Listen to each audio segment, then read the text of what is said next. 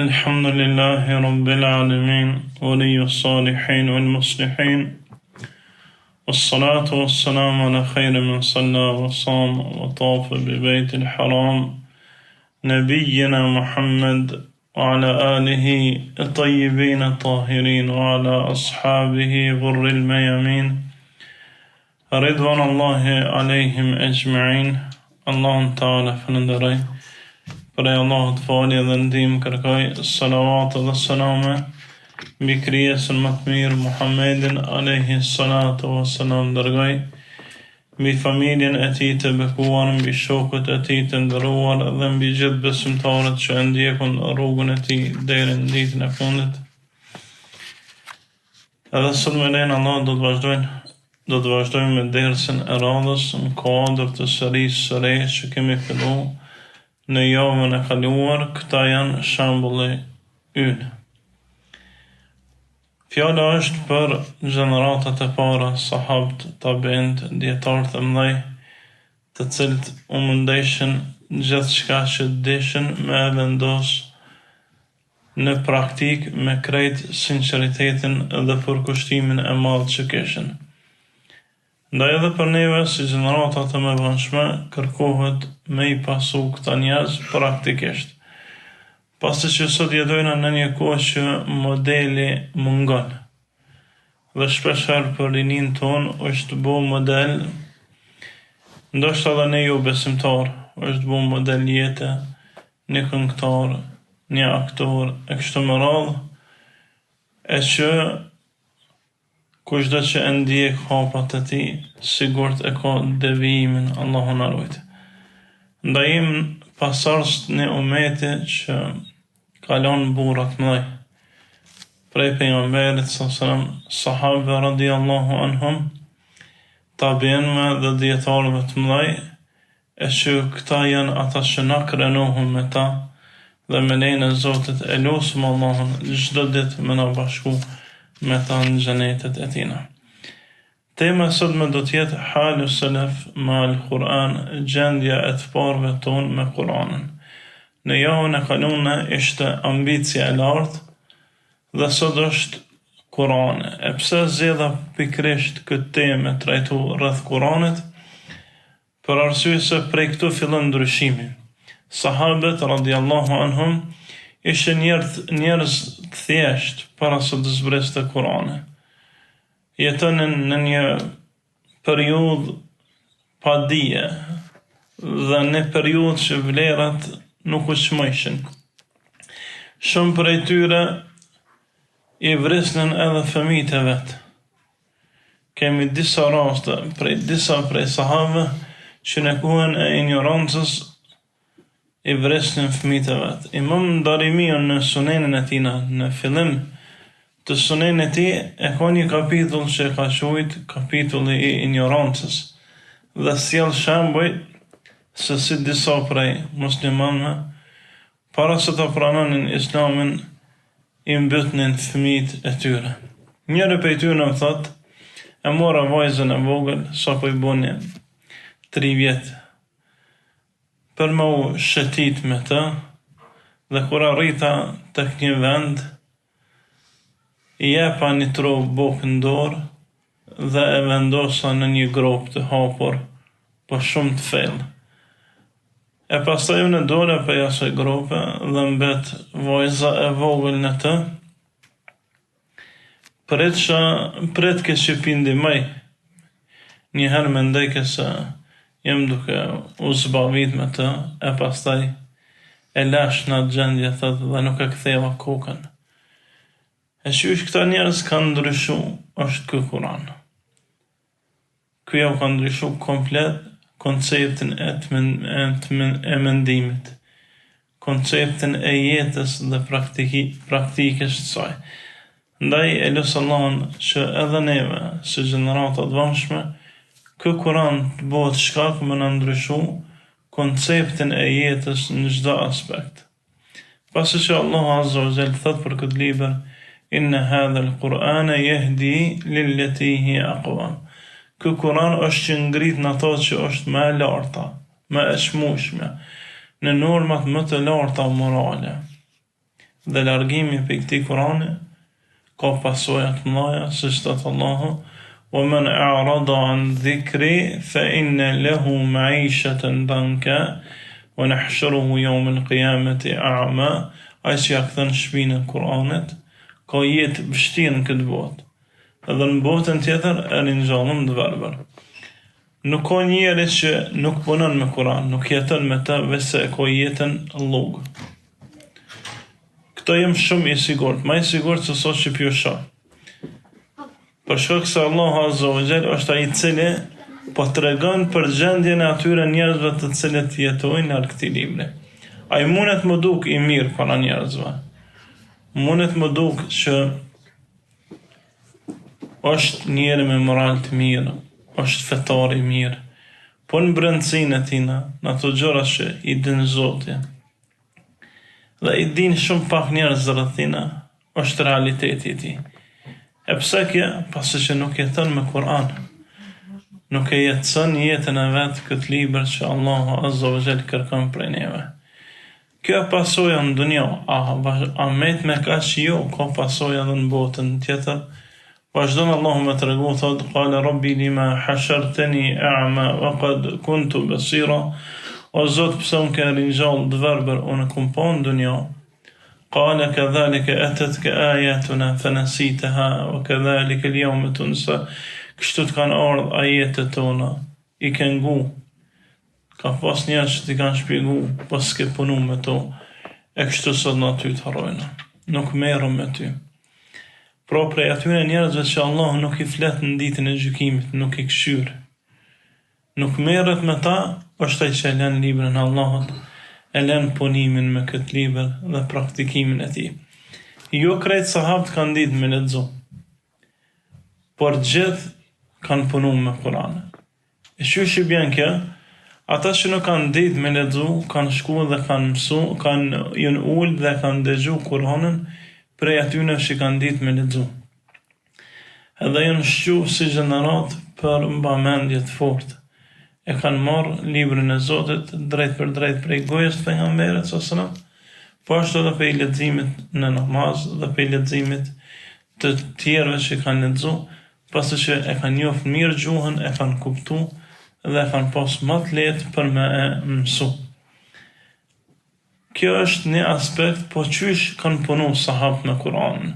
I kemi disa ethera që Imam Maliku al-Muwatta rahimahullah i përmend, prej tyre është sa Omeri radhiyallahu anhu thot kum bo 12 vjet derisa e kum mësu surën Bekare. Surja Bekare ka 48 faqe të Kur'anit. Është e lehtë për më mësu. Në njeri i thjesht sot mund me mësu për 1 muaj, eventualisht 2 muaj maksimum, këtë sura. Omeri kish mujt me mësu për 1 ditë, për mësë më thonë për 1 gjysmë dite. Por pse ka bo 12 vjet? 12 vjet i bjen herë 350 dit me kalendar hënor. Është shumë. Është shumë. Afërsisht 4200 dit ka bo deri sa ka mësu 48 faqe. Afërsisht pi bjen 1 faqe në 100 dit. Pse ka ndodhur kjo? Pasi thot nuk ka ajet, veçse e kom zbatu në jetën tam. Nuk e kom marrë me mësu shpejt, po çdo jetë e mësojsha, e praktikojsha. E mërësha tjetërën, e praktikojsha, e mërësha tjetërën, e praktikojsha. Dhe thot Ibn Mesud radhiyallahu anhuma, nuk ka ndodhur me mësu sahabët e Rasulullah sallallahu alaihi wasallam ma shumë se 5 ajete një kohë. Jo një javë, jo një ditë, po një kohë caktune, veç nga 5 ajete i mësojshin. Veprejshin me to, pastaj vishin i mësojshin 5 tjera. Abdullah ibn Mesud thot kështu kum vepru unë, sa ka qenë gjallë pejgamberi sallallahu dhe prej gojës tij kum mësu 79 sura. Kum arrit me mësu 79 sura. Do më thonë, duke i praktiku, jo, nuk i kanë gjejë mësim ato që i ka ditë përmensh, pa i praktiku. Po mësim e kanë konsideru veç ato që e kanë ditë për më është tu e praktiku.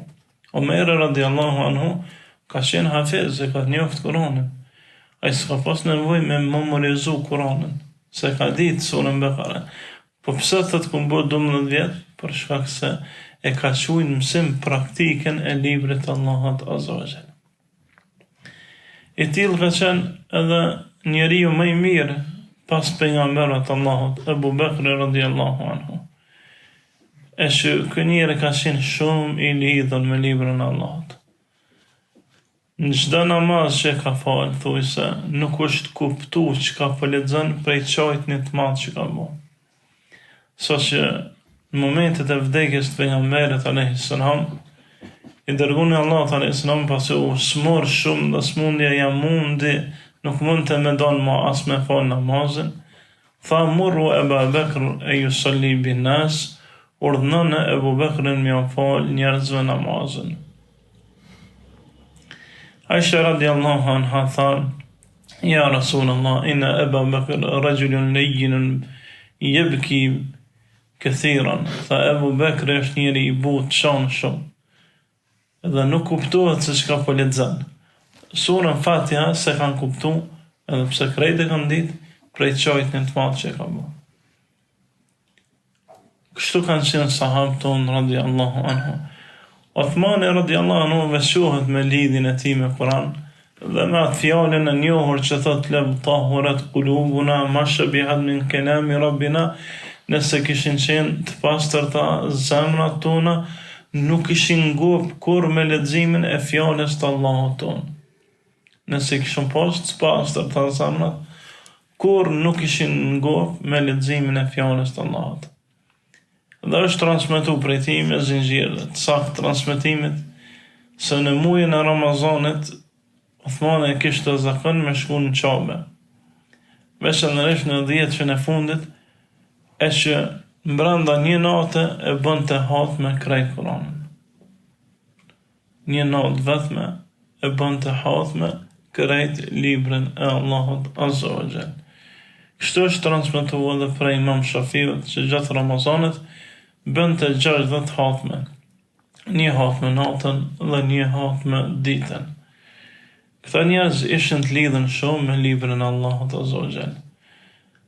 Një prej dietarëve bashkohor në një prej ligjëratave që dëgjoja para disa vitesh, thoshte në kohën e fundit e kam kuptuar se sa kanë qenë sahabët të lidhën me Kur'anin.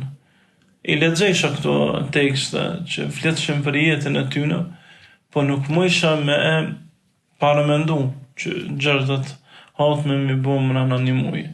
As nuk mësha me paramendu qysh me fal, me një rekat krejt Kur'anin me lexu qysh ka bo Uthmani. Vesh një rekat krejt Kur'anin e ka lexu. Thot këta shembuj më dëkshin çuditshëm. Deri sa dolën këta që quhen telefona. Përdorimi sot i madh, ose me thonë shpërdorimi i kohës njerëzve në ta, thot më ka tregu praktikisht se qysh kanë qenë të lidhun sahabë me Kur'an. Qysh sot jena të lidhun mas telefonit e shikon njerëz që rrinë 2-13 orë duke shikun të, ashtu kanë qenë ata të lidhun me librin e Allahut. Kushdo që e ka një lexim mesatar me 11 orë me lexu Kur'an, e kryen një hatme. E sa 11 orë, 11 ditë, 11 javë, 11 muaj na shkojnë, e shumë prej neve Allah na fal, nuk e bujna as edhe një hatme të vetme. Ndaj për me u përmisu si ta Imam Maliku thot, nuk ndryshon fundi i këtij umeti, veç se çysh ka ndryshu fillimi i tina. Pra nuk mujna me mrej sahabët as jetën e tyne, e as për kushtimin e tyne në fe, veç nëse edhe na veprojna sikur se kanë vepru këta njerëz të mëdhej. E njëjta gjë thuhet edhe për imam të mëdhej, për Imam Ahmedin, që e kishte zakon në çdo 7 ditë me bo nga një hatme. Po ashtu për Imam Malikun është transmetuar njëjta gjë që e bënte çdo 7 ditë nga një hatme. Dhe në bazë të asaj që kam lexuar këtë temë,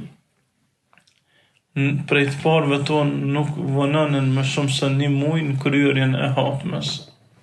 Ibn Abi Shejbe në librin e tij Musannaf e ka një kapitull që është duke u botu tash edhe si libër i vetëm, normat e Kuranit tek sahabët dhe tabiinët, tek selefi.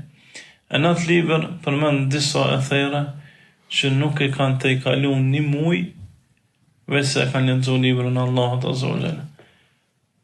Ibn Abbas radhiyallahu anhuma kur e komentoi fjalën e Allahut, wa qala rasulu inna qaumi ittakhadhu hadha al-Qur'ana mahjura, dhe pejgamberi tha, populli jam e ka marrë këtë Kur'an dhe nuk pe lexon e la mazdore. Thot kushdo që i ka lënë 1 muaj pa lexu Kur'anin, futet në këtë ajet, që e ka bu hexher Kur'anit, e ka lënë Kur'anin. E pastaj thashtë futet në ajetin që do të ngjallet i verbër. Pse i ka bu hexher, ka bu hijret prej Kur'anit, u shpërngul, u largu prej tina. Allahun na falt. Ndërsa në një transmetim tjetër, kush i ka lënë 40 ditë dhe nuk e bën një hatme, i tillë konsiderohet se i ka bu hexher Kur'anit. Allahu e din më së miri, ndaj kjo është ajo që ka ardhur prej të parëve tonë. Kujtoj edhe një gjë shumë e rëndësishme se sa i kushtojshin Kur'anit këta njerëz. Në namazin e sabahut, Omeri radhiyallahu anhu e kishte zakon me lexu surën Yusuf. Surja Yusuf është dikon 16 faqe. Dhe kështu vazhdonte veçanërisht në ditën e xumë, e bënte hatme, e lexonte surën Yusuf. Në momentin kur u vra Omeri radhiyallahu anhu në xhami, ishte duke lexuar këtë sure. Dhe Ebu Lu'lu al-Majusi, ai njeriu që kishte vendos me vra Omerin radhiyallahu anhu, së bashku me plaguesin e Omerit, i vrau edhe 13 sahabin xhami. Në kushte normale, në kohën e sotme, jo me e godit dikën me atë thikën e mpret që ka pas 2 anë ka pas, edhe anën e poshtme edhe të nalë, 2 anë ka qenë thikë. Jo me godit me ta, po me shty dikën në xhami krejt e nina. Për shembull me kërci diçka në xhami, duke u fal, dera me rrotullushëm, krejt e nina. E pse sahabët nuk e nejten, e pa që Omeri u plagos e u vran tjerë, djetarë thonë për shkak koncentrimit madh namaz. Për shkak koncentrimit madh, dhe e kanë marrë vesh që Omeri është plagu vetëm kur ka hesht dhe s'ka fnu kanë prit, dhe thuhen shumë transmetime që ka ushtu xhamia të ja përmisu, të ja kujtu. A është ranë, këta ja kujtejshin Kur'anin, po jo dikush prej tyne me e pa ose me e vrejt se s'ka ndodhe. Për shkak koncentrimit madh që kishte namaz. Thuhet për Abdullah ibn Zubairin, e që është djali i Zubair ibn Awamit edhe i Esma bint Ebi Bekr, vajzës të Abu Bekrit, thuhet për të se kur futej namaz dhe lexonte Kur'an, me ra shtëpia mi ra për mi nuk e dëgjonte. Familja vetë është ndoshta ato qefet më të mëdha i bëjshëm, llafet më të mëdha me zë i bëjshëm kur futej namaz, sepse mo nuk nite. Kështu kanë qenë të parë tonë, prej pejgamberit sallallahu dhe sahabe. Po ashtu e kujtoj edhe një hadith se si një prej sahabe ishte duke bërë roja. Dhe një prej kurajshve në betejën e Hendekut e plagon, e rrok me shigjet prej slarti dhe e plagon kam. Ky sahabi vazhdon me lexu Kur'an, vazhdon me fal namaz natë. Pastaj së bashku me të ishte edhe një sahabi tjetër që kishte shku me i kry nevojat e tina, dhe kur u kthye e gjet të ju gjaku kama, i rreth e ka ma gjak namaz. Pas e kreju namazin e tha, pesha të ka ndodh, thot jo, veç tash kur dhash selam e pash. Veç ma se dhash selam e pash, thot se im kon duke lexu një sure që e dejsha shumë, dhe nuk e këm dje dhimbjen që më ka shkët. Ose shembull ati tabiinit, i cili thoshte, kur mjeku i tha se do të më ta prej kamën, pasi që ju shfash një smun kamën e tina, nuk pranën të përdorte alkohol për me pi kamën, dhe tha kur fut në namaz e mos skuqet fytyra, lirisht prene. Dhe thot vetëm kur u fut namaz, ju skuq fytyra, e bënëm operacion në kamë. Kështu ishin të parë tonë, këta shembuj për në me duken të çuditshëm. Po nëse vallahi lidhesh me këtë libër, nuk ka diçka më shumë që mund me të kënaq e as më ta tërheq vëmendjen prej saj. E kanë konsideruar leximin e Kuranit sikurse me fol direkt me Allahun Azza wa Jall. Për me kuptu pak ma shumë qasjen e sahabëve me Kur'an, për i marrë disa ajete të surës Taha. Kur Allahu Azza wa Jall e pyet Musa alayhis salam dhe i thot: "Wa ma tilka bi yaminika ya Musa?" Çfarë ki në dorën e djathtë o Musa? Thot: "Hiya asaya atawakkau alayha wa ahshu biha ghanami wa li fiha ma'arib al-ukhra." Thot kjo një shtog që më shtet në të, ju grohi dejleve me të, e bëj me të, këto fillon Musa a.s. me përmen se çka bën me shtog. A kish mujt me thonë me vetë Allah çka kjo? Allah e ka ditë çka është, po e ka vetë, dhe këmi a këthy kjo është shtog. E pse i ka thonë kaq shumë, kjo është një shtog, i ruj delet, e mështet në të, e bëj këto, ka fillu me i përmen punë të veta. Thët prej dashnis të madhe me fol me Allahën, me zgjat biseda. Për shkak dashnis të madhe që me zgjat biseda ma shumë, Musa a.s. ka fol, kja shtalli, kja kështu, veç për me zgjat biseda. E kështu ka qenë gjendja e sahabëve me Kur'an. Për me gjatë sa ma shumë bisedën kanë lexuar shumë gjatë radiallahu anhum.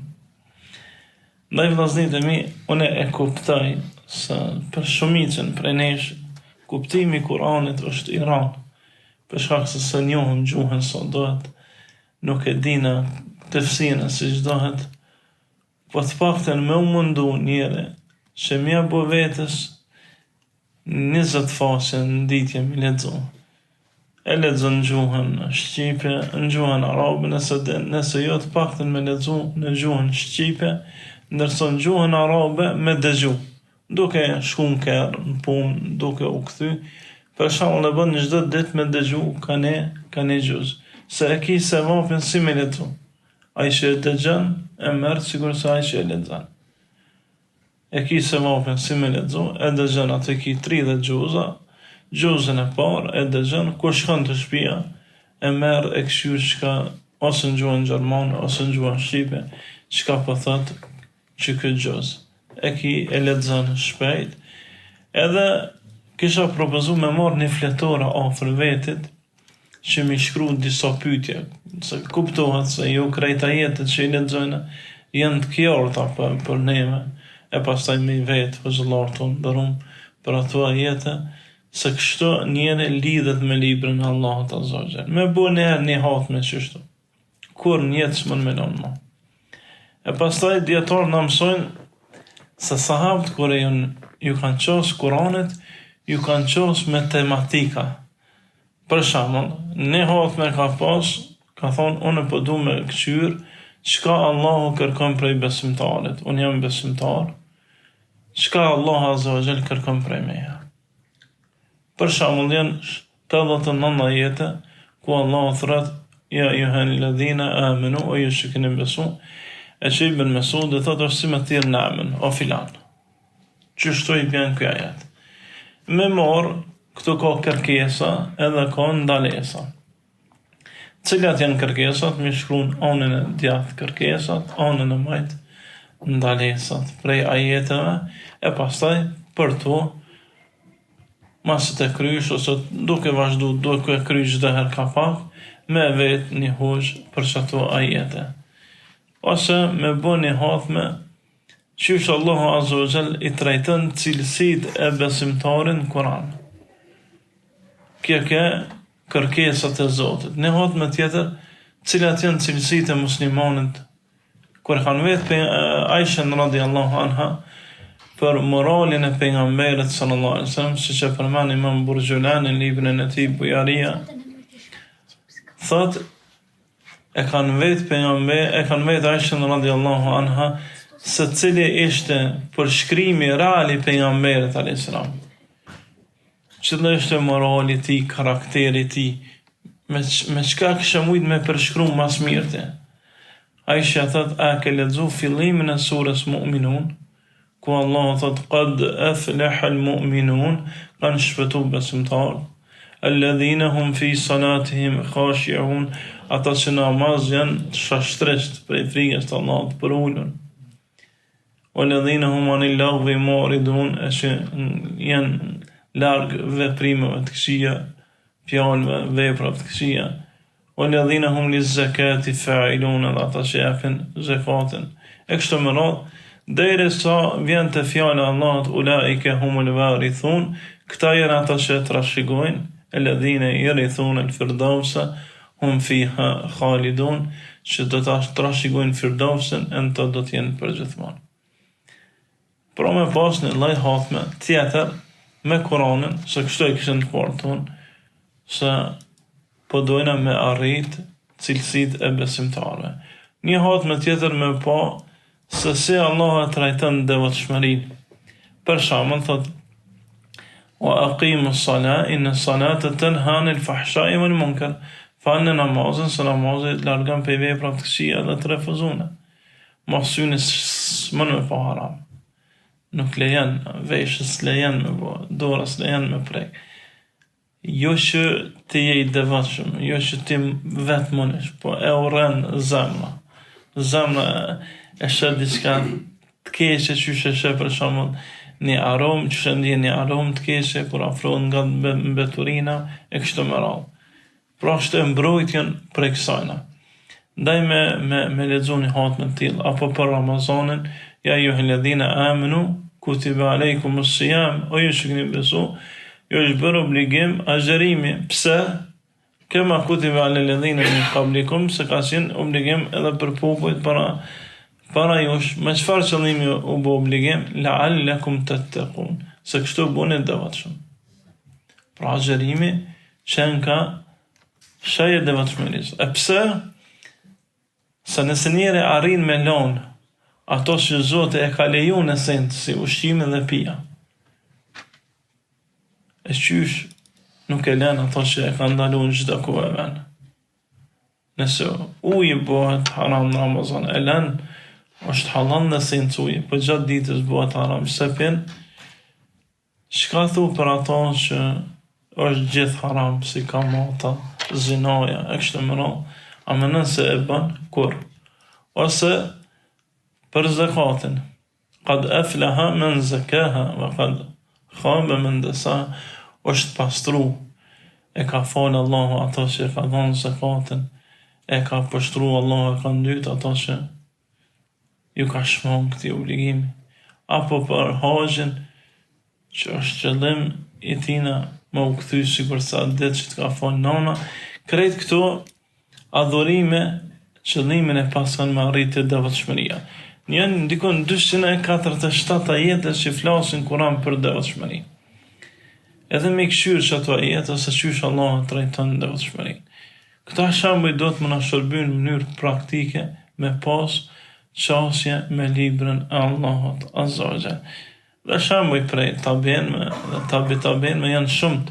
Mujahidi thot, e kam lexu 3 herë Kur'anin me Abdullah ibn Abbas radhiyallahu anhuma. Në herë ka zgjat 20 vjet, edhe në herën e dytë 20 vjet, edhe herën e tretë 20 vjet.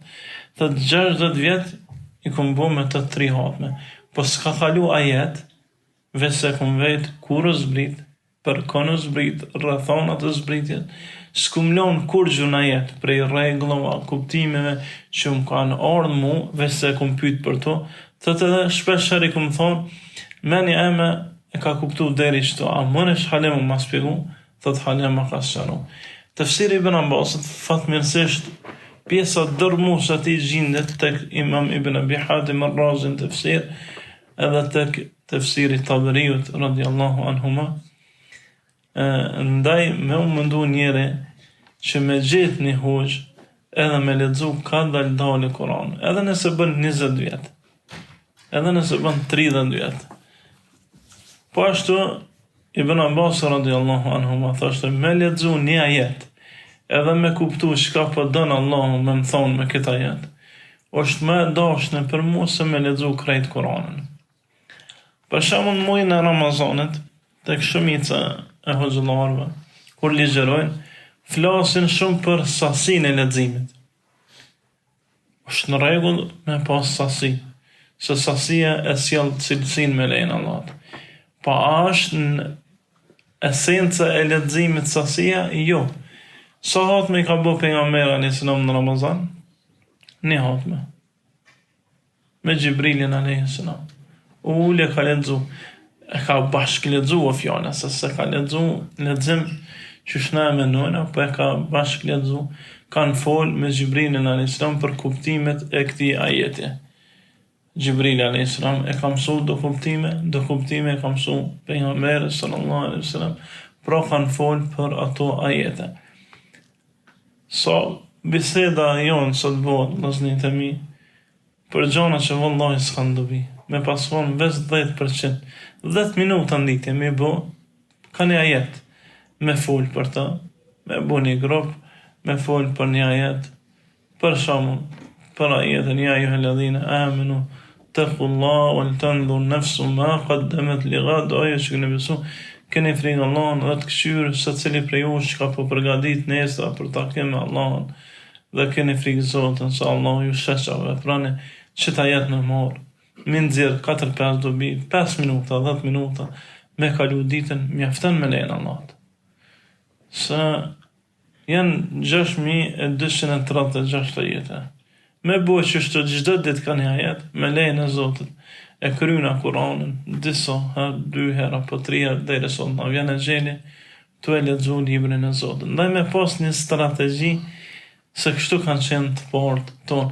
Hasan al-Basri, rahimahullah, ka lind në vitin 23 hijri, dhe ka jetu në shtëpijet e nanave të besimtarëve, grave të pejgamberit alayhis salam. Është rritë te Ummu Seleme, po ka shkuar edhe te tjerat. Thot çdo ditë secila prej tyre, prej grave që ishin gjallë, më I rrej me mu në mësimin e Kuranit. Ka qenë I vogël, thot secila më shpjegonte Kuran. Aisha më shpjegonte, Ummu Seleme më shpjegonte Maria radiallahu anha, më shpjegonte Sauda, gjitha gratë e pejgamberit që kanë qenë gjallë atko, Umul Mesakini, Zajnebi, kështu më radhë, thoshte shpjegonin librin e Allahut. Thot dhe prej tyne nuk dëgju ndonjëherë gjë tjetër përveç Kuranit. Apo Urva ibn Zubairi, që ka qenë prej 7 fuqahave të mëdhenj të Medinës, thot tezja e Aisha radiallahu anha, çdo ditë e ka lexu me mu, ka një gjuz të Kuranit. Thot dhe filloj shumë mas sabahit, e shpesha shkejsha për vakte, u kthejsha deri një ati, rreshëm të folë për qatë gjuz të Kuranit, më të regojke se kështu e ndëgjejsha pejgamberin alayhis salam, të e lexu, e në këto ajete u nalte, namaznate, e këto u lutej, kur përmendet xheneti, e lëstë Allahun o Zot bëm për xhenetlive, kur përmendet zjarri, thoshte o Zot ruam për xhenemlive, kur përmendet dalja për Allah, thoshte bënë daljen teme, dalje dinjetoze, pra thoshte mësonte praktikisht qysh pejgamberi alayhis salam e lexonte namaz natë Kur'anin. Apo rasti Abdullah ibn Mas'udit radiallahu anhuma, që përmend Imam Buhariu dhe Imam Muslimi në sahihet të tyre, thot një natë vendosa me u fal mas pejgamberit alayhis salam. Filloi me lexu surën Bekara. thot nuk kishte ajet që falte për xhenatëve se luti për xhenat, nuk kishte ajet që falte për zjarrve se kërkonte mbrojtje prej zjarrit, s'kishte ajet që falte për sprovat dunjasve se kërkonte Allahun prej Allahut me mbrojt. Thot mendova se do të nalet në 100 ajetet e para. Thot vazhdoi pejgamberi alayhis salam deri sa kryti Bekarën. Thot mendova se do të nalet në fund. Pastaj vazhdoi me lexu surën Ali Imran, vazhdoi me lexu surën Nisa, deri sa arriti tek surja Maide, faqe 128. Thot e kryti Maiden dhe pastaj ron në ruku. Qëndroi thot në ruku sa qëndroi nalt. Në ruku, vllazërit e mi, nuk është prej sunetit mu lutë. Për që ka bën në ruku, e ka madhru Allahun shumë. Në sejdë do të më lutë, ndërsa në ruku e ka madhru. Thot nejti në ruku ashtë gjatë sa nejtin në kam. Pastaj kur tha sami Allahu limen hamide, nejti ashtë gjatë sa nejti në ruku. Pastaj në sejdë, thot kështu i fali 2 rekate, thot shumë paku u thërë zoni sabat. Abdullah ibn Mas'ud e thot u kanë trupi të mshu krejt për qëndrimit gjatë. Apo Sauda radiallahu anha fali me pejgamberin alayhis salam, edhe pse ishte e mosme në mosh, 15 vjet para pejgamberit alayhis salam, ka qenë Sauda radiallahu anha. Thot kur binte në ruku, frigohesha se po mbjen huna në tokë për qëndrimit gjatë. Pastaj thëshoj dërguan e Zotit, këtë më ra huna në tokë, e pastaj qeshëm së bashku. Thot kështu në mëson të pejgamberi alayhis salam kuptimin e Kuranit me namaz natë, me praktik. Aisha radiallahu anha thashte, posa mbërante namazën e natës 2 rekate që falte gjata, e pyetsha për ajete që i lexojke, më tregojke për kuptimin e tyre, pastaj futej falte, posa mbërante e pyetsha përsëri, dhe kështu thot e mësojsha Kuranin prej pejgamberit alayhis salam namaz natë. Njëherë pejgamberi alayhis salam i dëgjon disa njerëz thot çka po bisedonin, thot po bisedonin për Kur'anin. Thot cila ishte tema dhe fillojnë me polemizu për kuptimin e një ajeti të caktuar, por jo që kanë dash me ditë realitetin e tij, po për më shty, sepse ata njerëz kanë qenë. Thot pejgamberi sallallahu alaihi wasallam, "Lam yanzilil Qur'anu li hadha." Su zbrit Kur'ani më shtyni me veti, po zbrit më praktiku. E pastaj jam të regon kuptimin e ajetit. Ndaj, sot jetojna një kohë që praktika s'po merr kuptim, ose po merr shumë pak kuptim kërshi teorisë dina, kush don me lidh zemrën e vet me Allahun, le të lexon sa më shumë Kur'an, pasi që gjithçka që na rrethon është e krijuar dhe s'ka në këtë dunja kurrë që nuk është e krijuar përveç librit të Allahut Azza wa Jall. Kush don me fol me Allahun, thoshte Uthmani, le të lexon Kur'an. Kush don me fol me Allahun, le të lexon Kur'an, lesonon në bëj Kur'anin pranver në zemrave tona, dritë në shpirtat tonë, dhe udhëzim për jetën tonë, lesonon me jetu të e lexu, se sa më shumë që lexojnë në zemra, pastrohet më shumë, edhe lesonon që me vdek duke lexu këtë libër. Aqulu qawli hadha astaghfirullahi li wa lakum.